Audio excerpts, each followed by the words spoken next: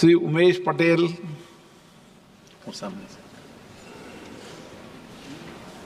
माननीय अध्यक्ष महोदय जी, मैं आपदा प्रबंधन संशोधन विधेयक 2024 पर अपना समर्थन करने के लिए सदन में खड़ा हुआ हूं, जो आपदा प्रबंधन अधिनियम 2005 में संशोधन करना चाहता है।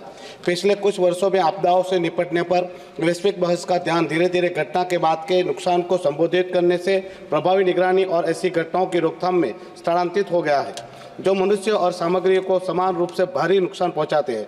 लेकिन इन आपदाओं का प्रभाव हमेशा सभी समुदायों पर संसुगत नहीं होता है।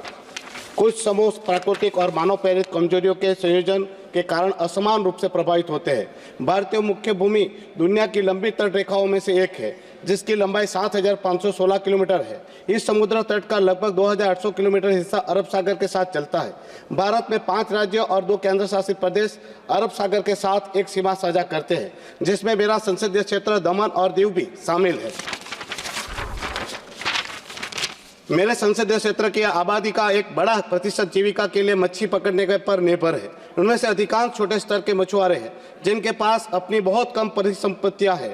प्रतिकूल जलवायु घटना की स्थिति में उनके ट्रॉलर, नौकाओं, मछली पकड़ने के जाल बह जाने या मरम्मत से परे क्षतिग्रस्त होने की संभावना होती है।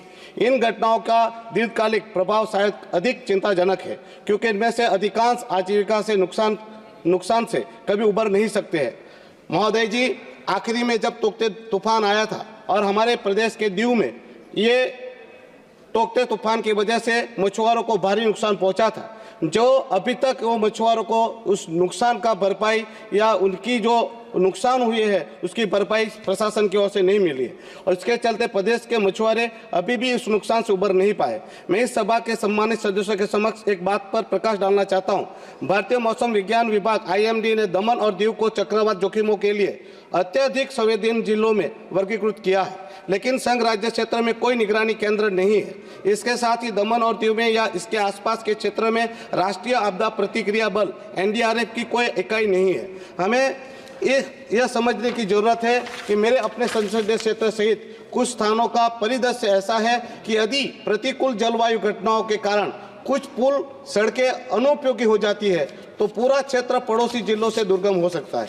ऐसी स्थिति में राहत और पुनर्वास के प्रयासों को गंभीर रूप से विफल किया जा सकता है। इसलिए यह सुनिश्चित करना अत्यंत महत्वपूर्ण है कि आपदा राहत कर्मियों को भेजा जा सके, ताकि महत्वपूर्ण प्रतिक्रिया समय बचाया जा सके। मैं केंद्र सरकार से दमन और दीव में एक निगरानी स्टेशन और एक NDRF इकाई स्थापित करने का आग्रह करता हूँ।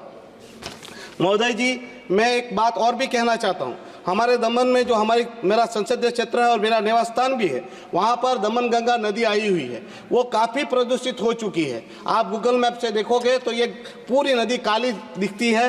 तो मैं आपसे निवेदन करता हूँ, ये समाप्ति के लिए ही है सर।